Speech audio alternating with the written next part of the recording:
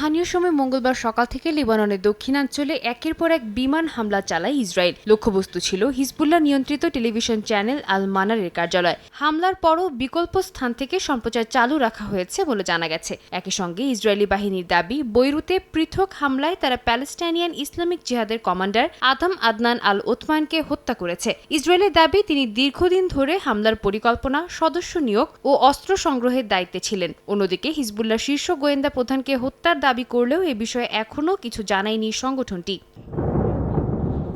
এর আগে এদিন ভোরে ইসরায়েলের উত্তরাঞ্চলের রামাত ডেভিড বিমান ঘাঁটি লক্ষ্য করে এক ঝাঁক ড্রোন পাঠানোর কথা জানায় হিজবুল্লাহ। তাদের দাবি, ঘাঁটির রাডার সাইট ও নিয়ন্ত্রণ কক্ষ ছিল হামলার মূল লক্ষ্য। লেবাননের বিভিন্ন এলাকায় ইসরায়েলের প্রাণঘাতী হামলার প্রতিশোধ হিসেবে এই অভিযান চালানো হয়েছে বলে জানায় সংগঠনটি। তবে ইসরায়েলি সামরিক বাহিনী বলেছে, লেবানন থেকে ছোড়া অন্তত 2টি ড্রোন ভূপাতিত করেছে তারা। রোজকার সাধারণ খাবার এখন হবে অসাধারণ। প্রাণ স্বাদের মশলা, স্বাদ বাড়ায়, ঘ্রাণ ছড়ায়।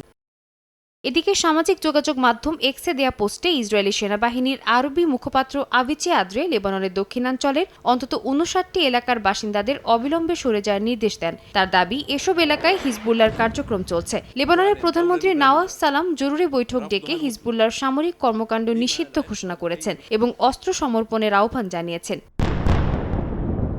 সাদিয়া তাসনিম, সময় সংবাদ।